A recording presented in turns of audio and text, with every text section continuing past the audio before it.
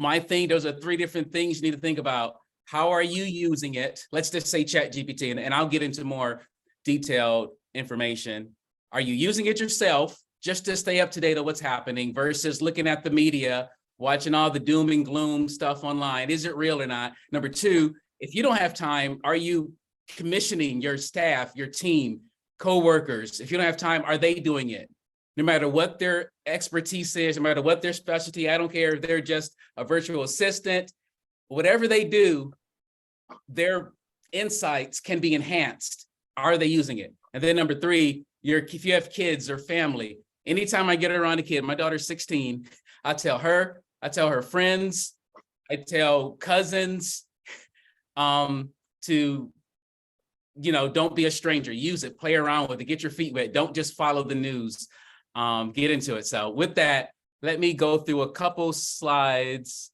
Actually, I have a lot of slides, but I want to move fairly quickly so that I can, again, have a conversation so that we can talk a little bit and kind of, again, I know a little bit. I'm not an expert. Well, I know a lot, but there could be people here who know a lot more than me. So I don't want to spend a lot of time just sharing slides. So my title is, today's AI revolution, disruptions, and opportunities. And this is like the third or fourth time I've talked about AI in the past couple months.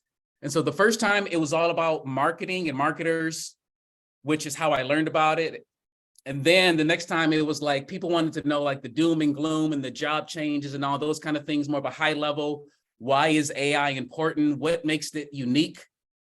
And now, so what I'm going to do today is kind of combine specific things for marketing and business and also, personal, whatever, but I also want to share some of the general information about it. So the first thing I'll say is, I mentioned, I think one of our last couple meetings, I always highlight with this book. So 3 months ago, I was in a workshop. Well, I was in between jobs. That's another other story. Before I got my current job, I was in between jobs and I didn't know what I was going to do for money. And so one of the communities I'm in, a marketing community, they had a workshop saying, we're going to have a workshop. We will show you how to write a book with ChatGPT. I was like, okay, great. And I had a client, I was doing some consulting on the side. I said, hey, tell this client, hey, if you buy this workshop, it was like $500. If you buy it, I'll attend the workshop and I will write you a book. And so I had one client agree to do it. So I got into the workshop. Within the first 2 hours, his book was done. And we had 5 more hours. And I was like, I need to do this for myself. So within the next 2 hours, I did the same process and I created my own book. I just came up with something. Stop procrastinating, start partnering. This is the book that I created. It's just a random book. I just wanted to create something. I wanted to go through the process. I'm learning to value, performance marketing, partnerships, relationships. So I wrote this book in 2 hours. So within 4 hours, I had 2 books done.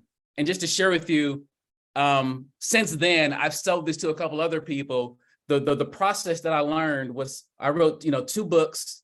I wrote a sales letter, had a video sales letter script, a 30-day content marketing plan, a 7-day email follow-up sequence, Facebook ads, Google ads, and short form videos from TikTok and Instagram. This was all within like 6-7 hours. And so this was my first experience of really using it. And most of us hear about writing content. But to me, it's so much bigger, more than just doing this. And before I go on, I will say, if anybody wants to talk about any of these things afterward, offline, I'd love to just share with you any of these ideas because we're not going to be able to go into all the details here, but just want to throw that out there. So let's just go through some content real quick. First thing, AI is not new. AI has been around since the 50s. Alexa, Siri, self-driving cars. When you go to YouTube or Netflix, recommendations, when you're using your phone and there's an autocomplete, all that's AI. AI is not new. But what happened last year, specifically when we talk about ChatGPT, it made AI user-friendly. 5 days, 1 million people on it. 2 months later, 100 million people on it. It's the fastest growing app in history. Right? So this ChatGPT is something new. It's like one person says, it takes the entire, like everything on the internet. Again, right now, we're just talking about ChatGPT specifically. Everything on the internet, everything in Wikipedia, anything written in human language, somewhat, is all combined into this system. And you can talk to it. You don't have to be smart to use it. You don't have to be a nerd. You don't have to be a geek. You don't have to, you can talk in your own language, whatever you know, real simply. And that's what makes it, that's one thing that makes it super powerful. So I always say AI is like the big picture. Machine learning is what's been around forever. It's all really just machine learning. It's a computer being able to not just learn from itself and learn from data.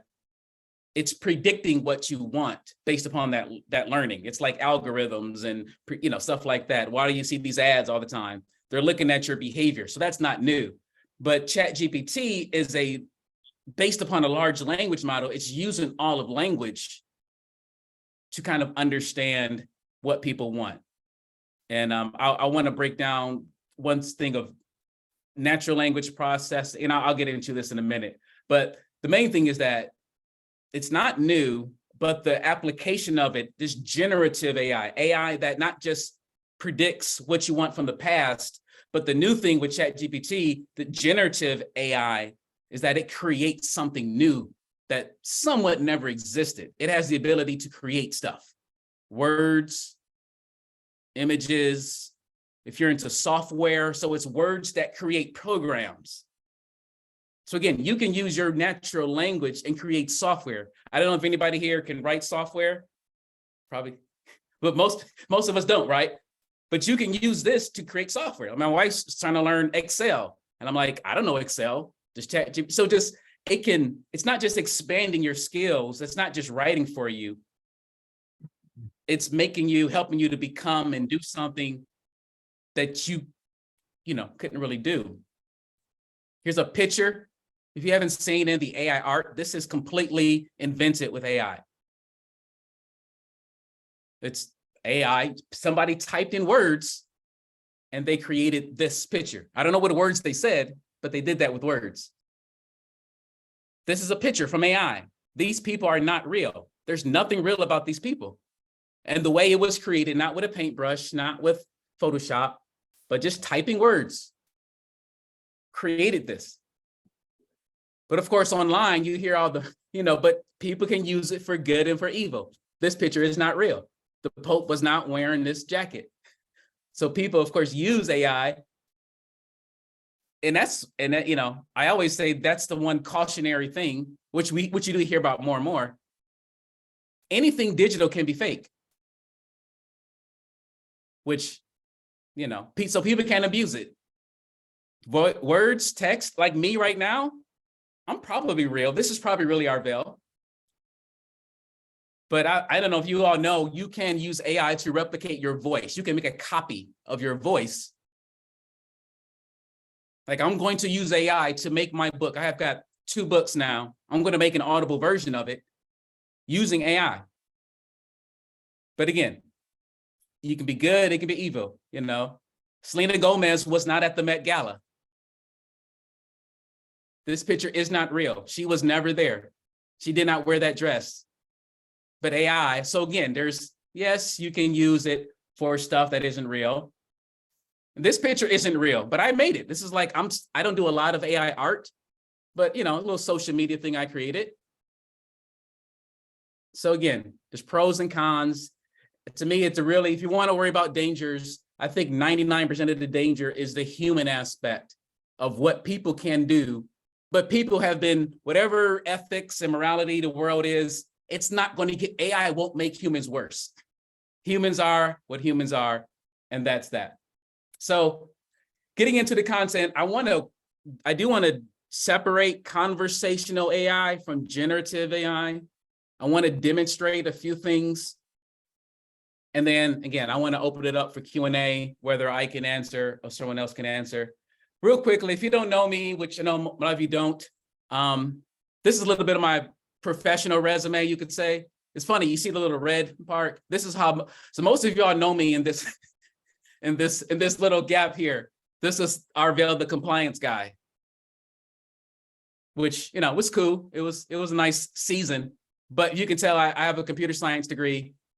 I've got a Master's of Divinity. I started my first company in 2001 making websites, got into B2B, email, automation. Chatbots was my business for 3 years. When Facebook Messenger allowed businesses to run campaigns in Messenger, chatbots was my thing. That's kind of, I really got connected through LeadsCon and met Rob and met Ian and got into this industry because chatbots was my business.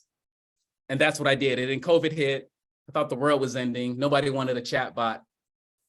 But luckily, ChatGPT comes out, resurrects to chatbot conversation. So I dig up all my old chatbot stuff and all my chatbot whatever. And luckily I got a job at a company called Knowbl that does chatbots for enterprises. So anyway, that's me.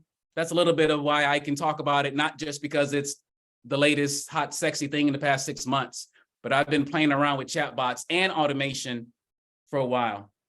So let's go through a couple more things and then I'll demonstrate a few things. Oh, I do want to mention, if you all want to go to arvellcraig.com/AI, I have a, or you can do the little QR code there. I made that with some weird thing, but I have a chapter of that book. The book is about partnering. And as I was writing it, I was like, you know what? AI can be your partner. If you believe in partnerships and relationships and not doing everything yourself, and what does that look like as you evolve as a professional? I think AI can be the ultimate partner for you. Anyway, so that chapter of the book is available. So that wasn't an AI written chapter. There's like 5 AI chapters and there's 5 real myself chapters, but the chapter on AI is there. You can grab that if you want.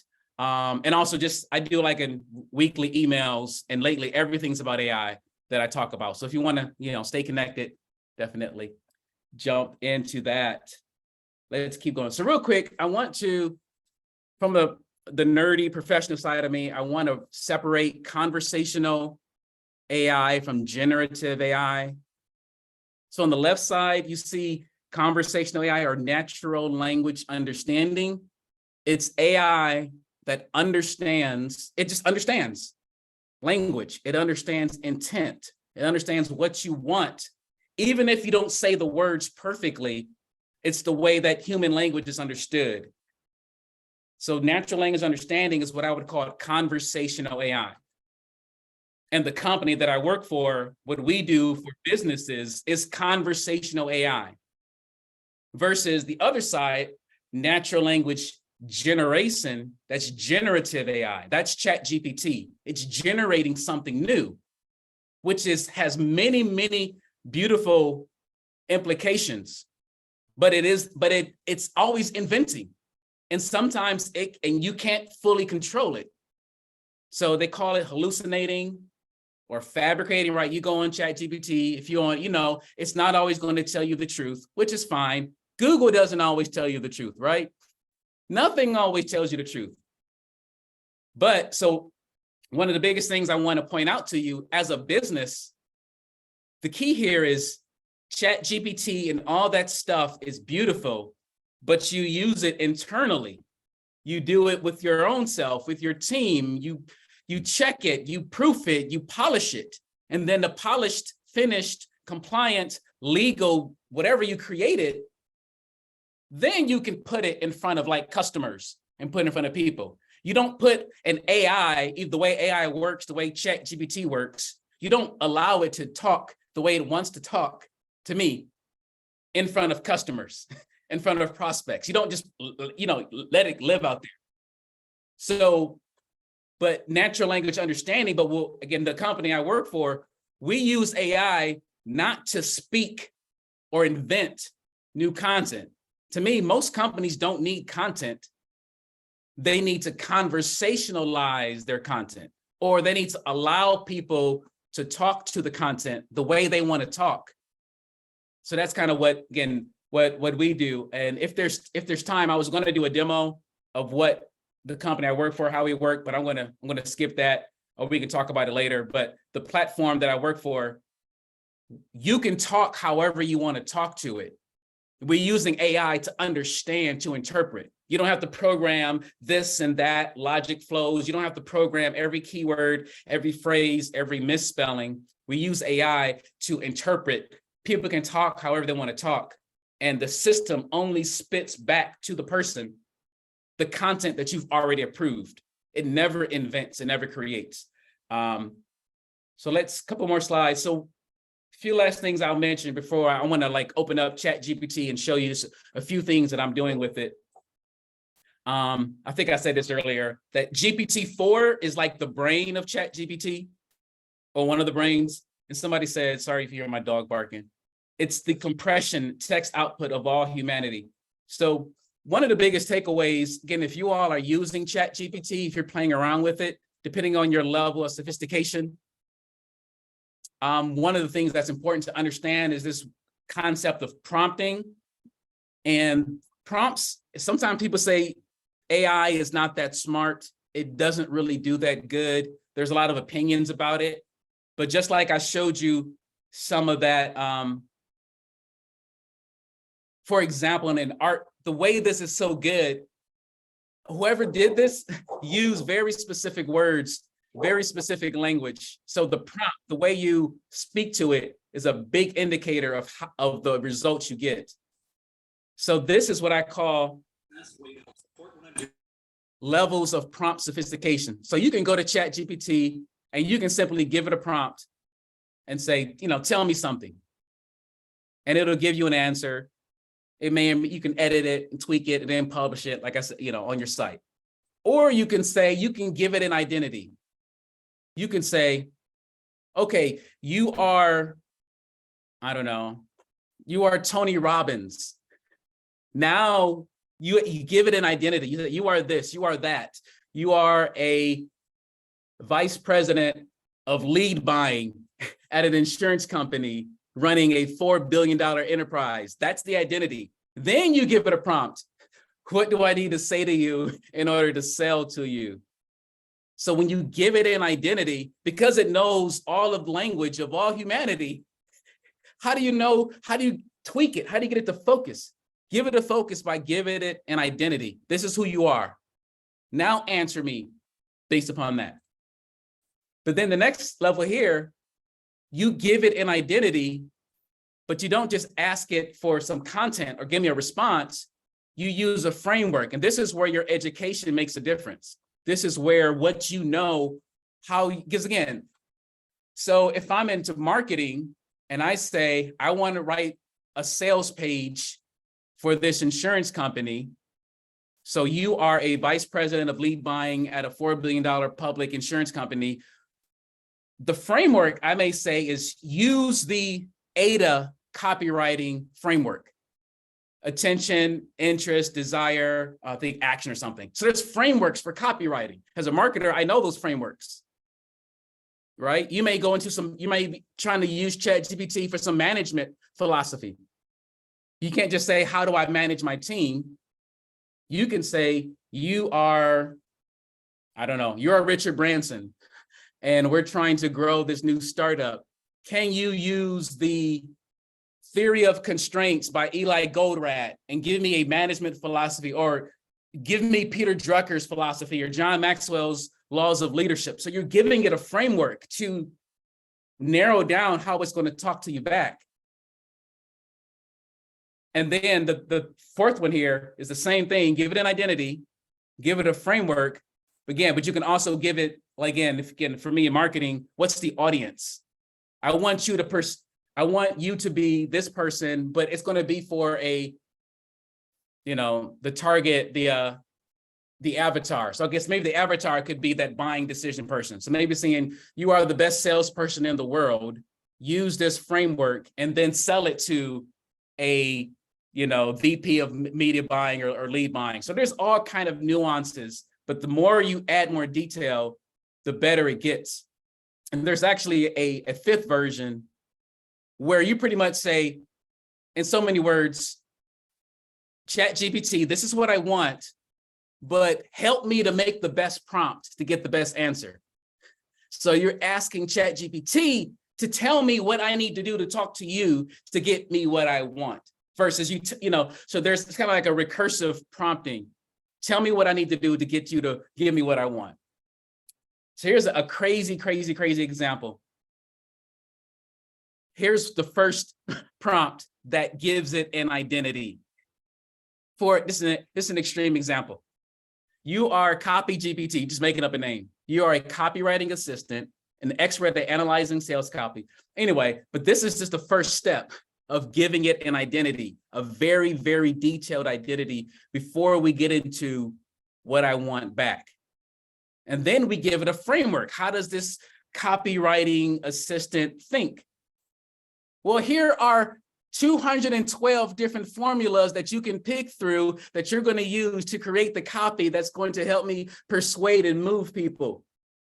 We have ADA, we got PASS, which is problem, agitate, solution. You have the keep it simple stupid. You got 611. I mean, there's all these Gladwells, all these philosophies that are on the internet that you're like pick through all these things and always pick a new image. This is just one extreme example of how you could be very detailed in defining who the AI is, giving it a framework for what it's going to use in order to, number 3, write me a piece of copy. So the differences of what people get using AI, this is just with copywriting. This is a very small example. Is a very big difference between how you talk to it. So the examples that people, and you see here, your expertise makes a difference. The domain of knowledge, your history makes a difference as far as how you ask, the way you ask the question, it's going to determine what you get from it. So I have 2 more slides, and then I'll just show you a few things, and then we can just chop it up. So one of the people that I follow, the marketing community that I learned from, how I learned about it back in November and December, I was talking about it at LeadsCon. I use it for some compliance stuff because I'm always hanging out with people who are, marketers, entrepreneurs and stuff. So this one guy, you can find him on Twitter or whatever. But these are the 4 things that he does with ChatGPT on a regular basis. Number 1, it's his theology assistant. He'll say, tell me 5 scriptures to help me deal with my depression. I'm a Christian. So he's telling him who he is. It knows the Bible, of course. It knows every religion. So he's using it to help himself in his daily devotional. Number 2, for marketing, kind of like what I just showed you. For a business coach, specifically, the prompt, what kind of coach is it? ChatGPT has passed, Wharton School of Businesses, Stanford, it knows all that. So he's prompting it, you are a whatever, help me make these decisions from my business from this high level perspective. And then health. I'm a 40-year-old dude, 50 pounds overweight.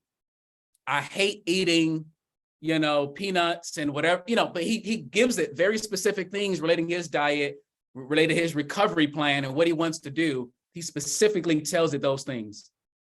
And this is what he does on a regular basis with it. And again, it inspired me to think, because I always feel like I don't do enough with it.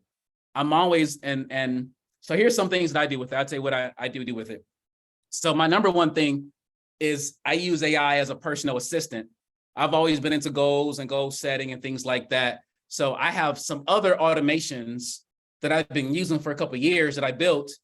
But now when I review my goals every week and I set my plans, I have my ChatGPT integration look over my goals and look over my obstacles and let it in my history to kind of give me a custom plan of how do I do my goals every week. And then it reminds me. And now I'm going to show you one example of, I think the book summaries is simple, but it's like, I like reading books. But I just realized I don't have to read it. I can say, ChatGPT, have you read this book? Okay. Tell me the best 5 points from the book. Okay. Then I'll wait a minute. My goal is to make X amount of dollars. How would you apply the principles from this book to help me get this goal? So these are things that I'm doing on a regular basis. That's been very exciting for me. Number 2 is a sales assistant. So I do sales. It's a different level. It's enterprise sales is different for me. I've always done like consulting and maybe small, medium business sales where there's only one decision maker. Now I've got other decision makers. So I'm like, ChatGPT, research this company, tell me blah, blah, blah, blah, but also going to research what does the director of innovation need to know? What are the, the buying decisions, the priorities that this person has. So before I meet with them, I'm prepared. So these are the things that I'm doing. And then lastly, writing partner and development partner. Those are some of the things that I'm doing with it right now. So, and I'll just show you my chat GPT, and then I'll stop there. And is it still showing my chat GPT here? Okay, so I just got into this guy, Eli Goldratt, who is a management guy, almost like a philosopher of management, kind of like a Peter Drucker, if you know him. But anyway, so I asked it, do you know about this guy's theory of constraints? And give me an example. So it's high level stuff that I'm fascinated by, but I want ChatGPT to give me the practical application of how to use it. So that's what I'm doing now with books. I'm reading the books and whatever, but how do I apply it? I'm playing around with it in that way.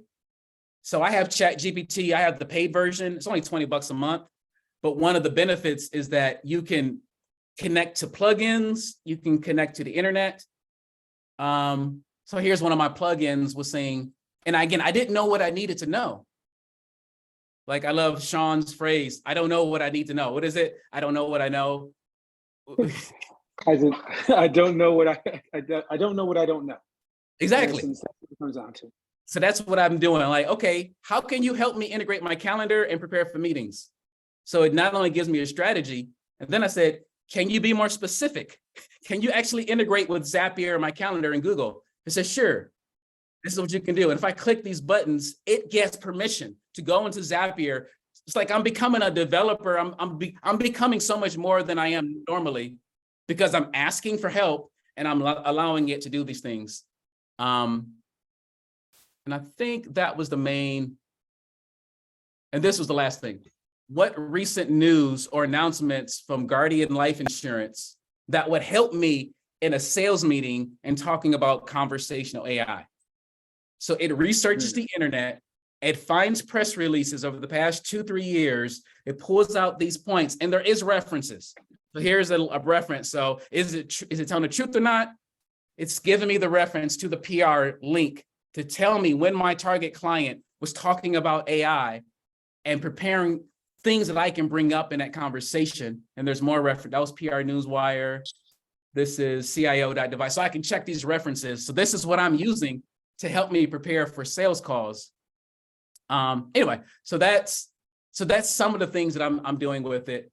And again, my last thing when it comes to, again, I'm working on this presentation on, somebody asked me to talk about how can AI be an equalizer of culture? And there's so many different ways you can go at it. But my simple thing was, if you're around a group of people and they think they lack training, if you think you lack access, if you think you're not in the room of certain people, if you think you don't have the money to get to certain things, everybody has, again, you don't have to pay $20 a month. This is free.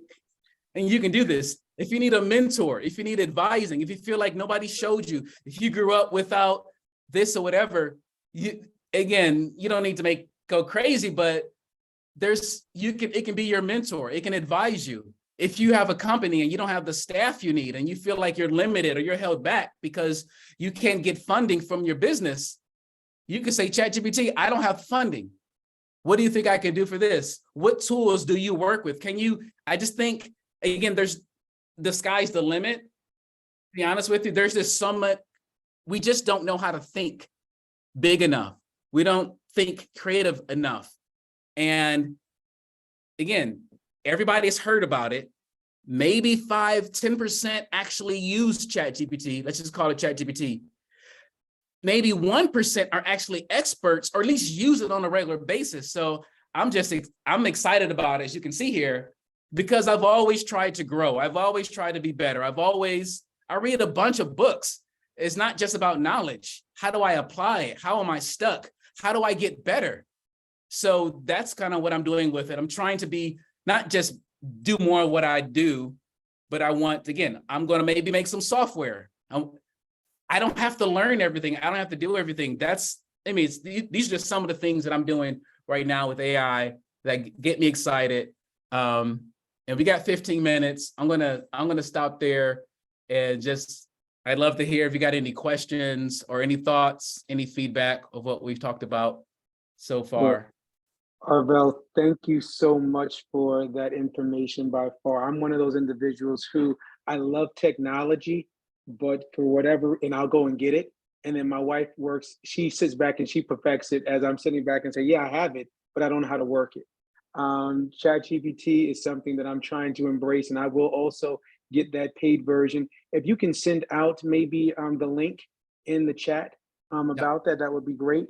My question to you today, as we have everybody here on the phone, is, you get great examples of how they can utilize it, how they could ask questions, maybe even before any sales meeting or before a call, they could actually research an actual individual company to see how they could become much more relevant and give them the information that they are in need of. So that's great news. My question, because we are here at Blacks in Performance Marketing, my goal here is, to me, technology becomes somewhat of a generational balancer or equalizer to some degree, where you have individuals who have not been given opportunities to do X, but now if they actually perfected or understood how to work certain technologies, it could actually elevate them. So it's something not to be scared of, but something that could actually, if you embrace it, you could actually get to that even further next level. I know that you were still developing your slide in regards to how it can be kind of a balancer when it comes to culture, but have you seen anything or seen any research in regards to how individuals of color are actually embracing or not embracing this level of technology? I mean, not research, but there's a guy from Detroit that I know who's been putting on, it's called Prompt Camp, but he's been, again, an early adopter. And I'll put a link to him, but again, and he specifically deals with Blacks in tech, and he's from Detroit, and he's pretty much one of the early adopters of using it. So again, it's like, because I'm in the weeds, I see all types of people using it. I see lots of African Americans using it, but I don't know of any data that kind of, because again, it's so early. I don't think it's too early to really have that kind of statistics. I think most people just don't use it in general, but there is a certain people that are pushing it.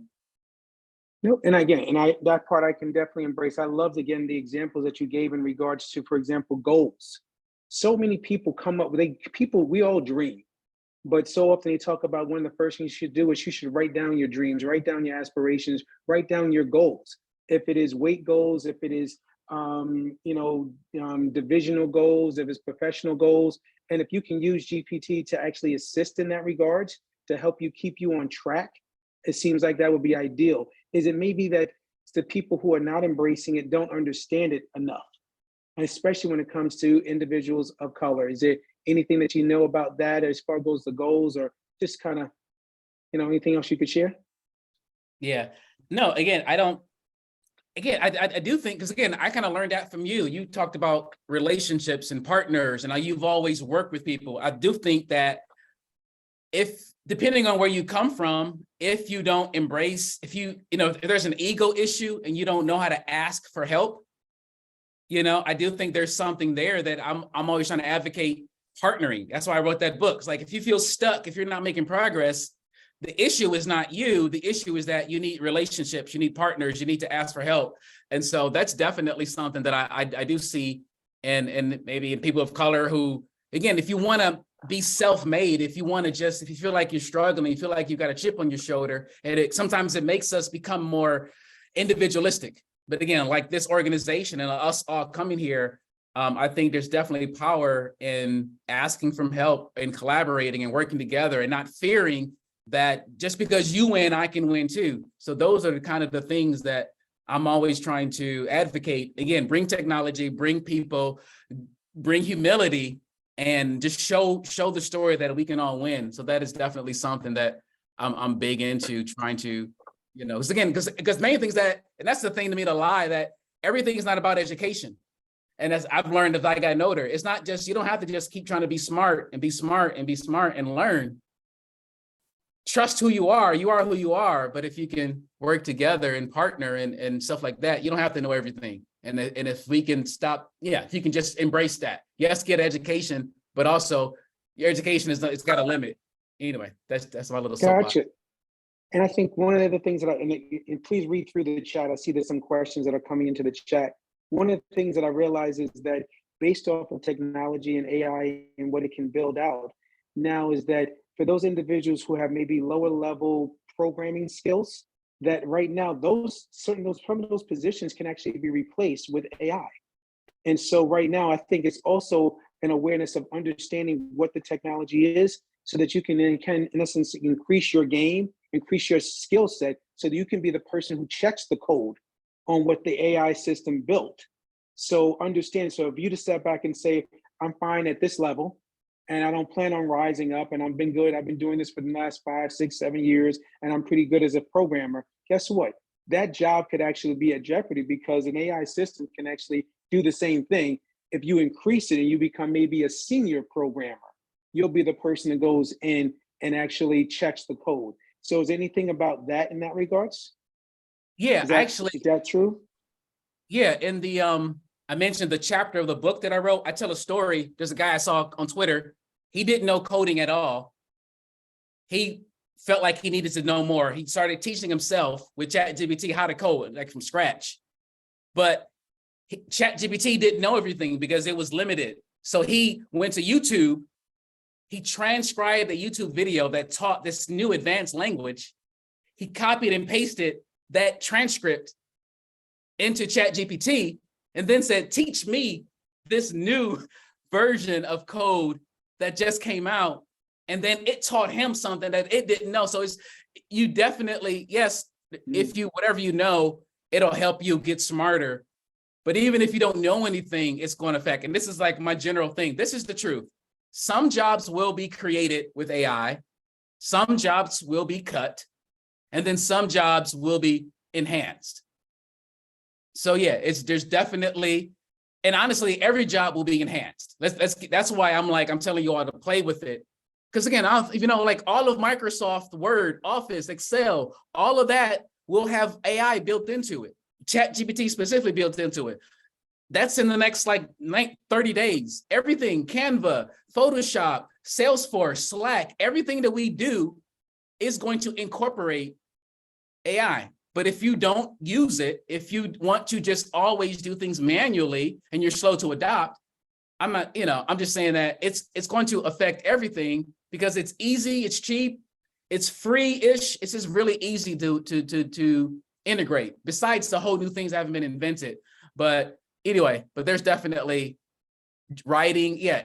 And if you're an expert, the more you know, the more, yes, your job is going to be more secure. But if you actually practice, if you actually study and spend time on it, again, I don't think anything major is going to happen in the next couple of years, but that's what I'm saying. Your kids, 10 years, definitely. 5 years, definitely. Yeah. Gotcha. Well, Arvell, again, is there anyone else who has any questions? I know I was asking a lot. Anybody have any questions? No, Arvell, that was fantastic. I'll just say, and what we're seeing when we from the outside hear about stuff, people are selling all of their prompts. And I knew it was important, your prompts were important, but like hearing what you're saying now, it really dials in. Like, there's that old tech phrase, garbage in, garbage out. You're only as good, your AI is only as good as the queries, questions, requests that you can make of it.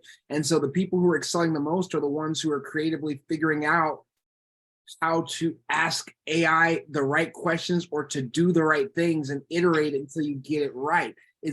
I know that's a simple assessment, but is that a fairly accurate assessment? Am I saying that right? Am I getting it right? Yeah, there's a huge difference in what you put in and how you ask it. But the people who are selling it, again, you could ask ChatGPT to give you the prompt. That's the thing. It's like, yes, you can buy them, but again, you don't need 1,000 prompts. You need like 2 or 3. You need the discipline to just play with it on a regular basis.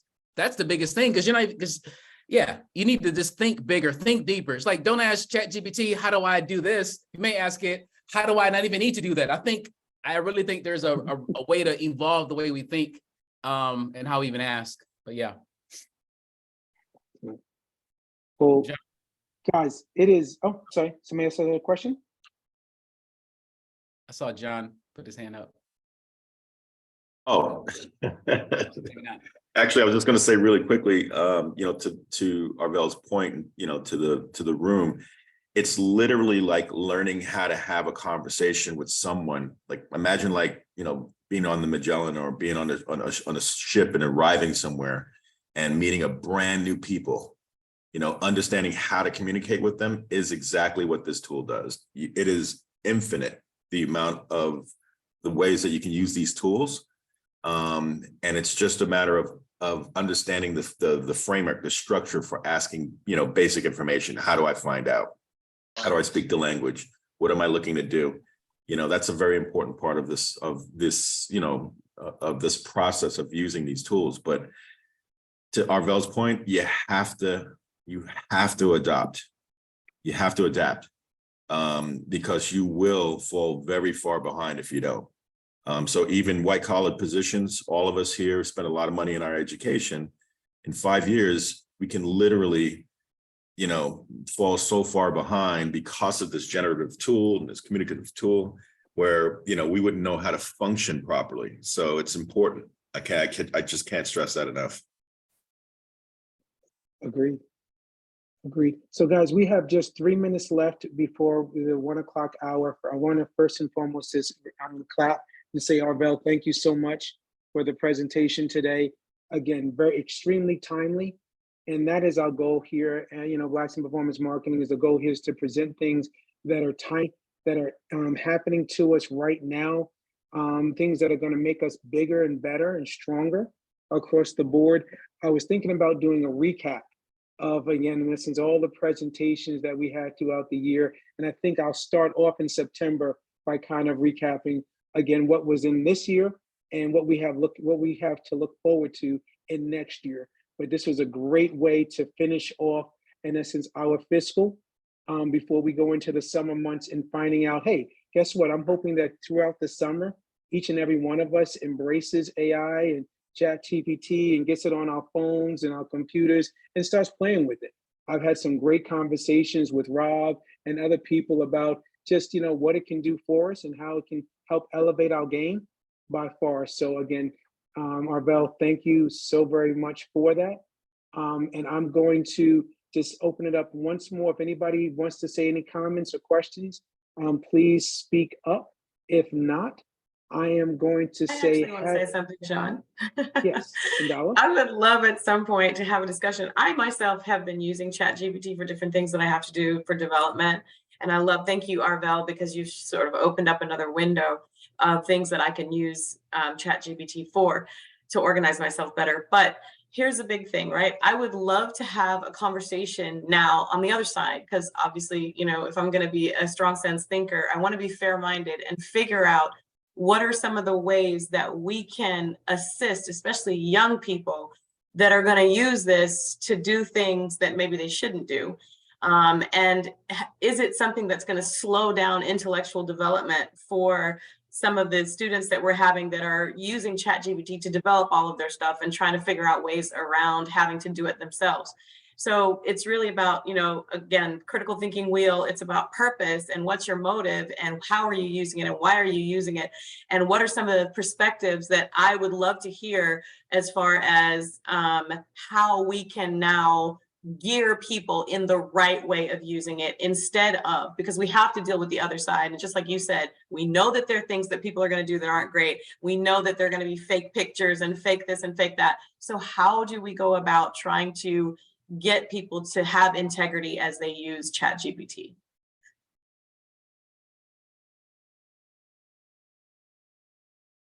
So well said, Ndala, because Ndala and I were chatting back and forth, just so you know, behind the scenes on all of that. So we were like, and I'm the techie, but I was all like, ooh, so this is awesome for putting that out. Thank you, Ndala.